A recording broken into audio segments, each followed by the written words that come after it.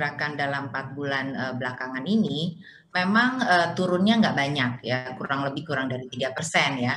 Nah, tetapi balik lagi karena adanya terjadi perubahan di dalam gaya hidup ya, bahwa yang lebih banyak terpengaruh itu saat ini adalah transportasi atau penggunaan bahan bakar karena sawit sudah menjadi alternatif campuran bahan bakar dan tentu saja pangan ya.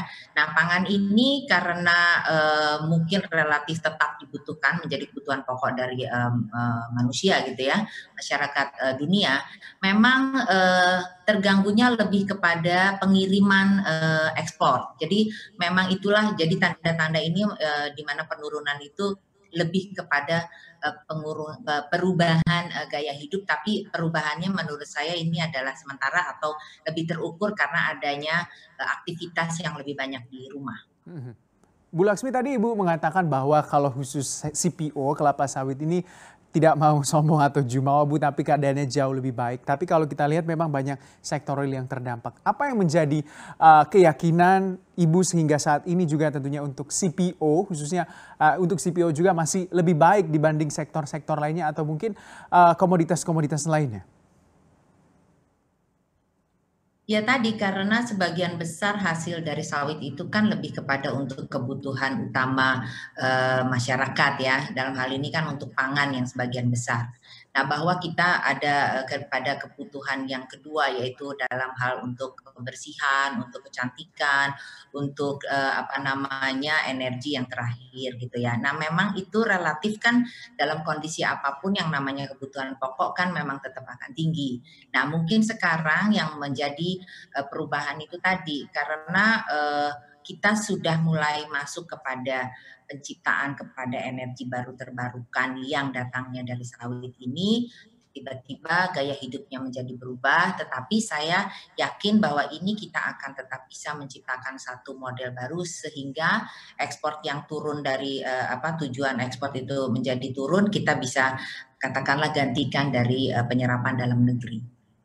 Tapi selama pandemi ini Bu, kalau kita tahu kan Indonesia sebenarnya saat ini mengekspor lebih dari 70% produksi sawit nasionalnya ke 50 negara tujuan. Kalau di kondisi pandemi seperti ini, bagaimana kondisi ekspornya Bu, datanya? Kondisi ekspor tadi berubahnya nggak banyak, lebih terkendala karena waktu itu kan masalah logistik ya, atau mungkin masalah administrasi, lebih juga kepada penundaan. Nah, penundaan ini sebenarnya bukan penundaan yang boleh dibilang seterusnya. Ya, memang terpengaruh semua atas pandemi ini terpengaruh yaitu adanya penurunan. Nah, jadi kita lihat sampai detik ini kurang lebih kan kita masih kurang lebih bisa survive ya. Jadi kita belum bisa mengatakan bahwa terjadi perubahan lifestyle yang besar-besaran terhadap penyerapan dari secara ketat karena pada ujungnya kan bukan hanya masalah produksi tetapi juga masalah harga. Karena harga ini kan kemarin kita lihat naik turunnya lumayan berasa ya, walaupun secara produksi itu relatif perubahannya tidak banyak. Nah, jadi satu-satunya yang sedang kita lakukan itu adalah melakukan efisiensi atau katakanlah juga melakukan penundaan-penundaan untuk bicara investasi. Nah, kemudian yang lainnya tentu saja sambil kita menunggu dalam artian kan pandemi ini menurut perkiraan kan masih lama nih akan kembali dalam pengertian normal seperti kemarin-kemarin gitu ya. Jadi kita sedapat mungkin karena yang harus kita upayakan besar itu adalah 70% dari produksi kita itu kan diekspor. Nah, sementara kita ini kan hidupnya berarti tergantung dengan dunia luar. Nah, sementara kalau dunia luarnya juga terganggu, maka kita tentunya harus bersiap-siap membuka kembali, berkreasi untuk mencari potensi-potensi penyerapan di dalam negeri. Kita sudah mengupayakan untuk ke arah katakanlah penyerapan energi yang menjadi lebih besar atau kalau perlu hilirisasi investasi hilirisasinya itu menjadi juga diperhatikan lebih serius. Kemudian kita minta tolong kepada pemerintah untuk dibantu di dalam kemudahan-kemudahan membangun infrastruktur dan seterusnya karena untuk industri ini kita tidak lepas dari infrastruktur dan logistik. Jadi stimulusnya seperti apa Bu Laksmi yang dibutuhkan? Karena kalau kita lihat begitu sektor lain ini sudah mendapatkan berbagai macam stimulus. Kalau untuk CPO seperti apa? Ya, memang stimulus yang kita tidak melihat kepada kalau ibaratnya kita membantu tuh janganlah memberikan apa itu namanya umpan ya, tapi kita tuh minta bantuan dalam segi kailnya itu tadi ya. Jadi kalau kita ini berharap bantuannya mungkin apabila kita mau membuat katakan hilirisasi yang lebih besar, itu kan tentu saja kita memerlukan modal dan kita juga memerlukan bantuan-bantuan infrastruktur dan kita tentu saja memerlukan waktu yang tidak sedikit. Nah, untuk itu supaya lebih menambah daya tarik, kita mengharapkan bantuan stimulusnya itu misalnya dengan bunga rendah atau juga dengan perpajakan yang insentif pajak yang menarik.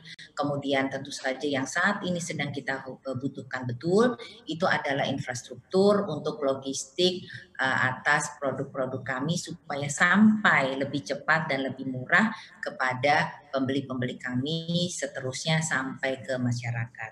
Itu saja barangkali yang mau difokuskan kalau memang kita diberi kesempatan untuk meminta stimulus. Kalau diberi kesempatan untuk meminta stimulus, tapi sejauh ini adakah komunikasi Bu dengan pemerintah untuk bisa mendapatkan upaya bantuan ataupun stimulus?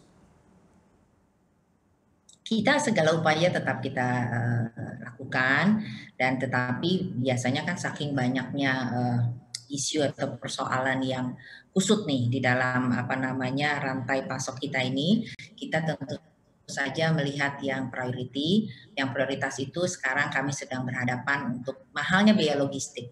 Nah, kita melihat mahalnya biaya logistik ini kan tidak hanya semudah kita melihat mahal, tapi kita harus mengurai apa sih yang membuat mahal. Tapi kira-kira yang kita lihat yang paling ujung itu adalah tadi ketersediaan infrastruktur yang mendukung industri kita ini kami pandang itu masih kurang. Nah, bagaimana caranya untuk membangun infrastruktur? Ini kan perlu banyak tangan. Janganlah hanya kepada industri sawit saja yang untuk menyediakan infrastruktur, karena kan kita mau melalui logistik itu kan melalui ke tempat-tempat lain, kepada wilayah umum, wilayah masyarakat, wilayah pabrik, dan sebagainya. Jadi itu memerlukan kerjasama seluruh pihak.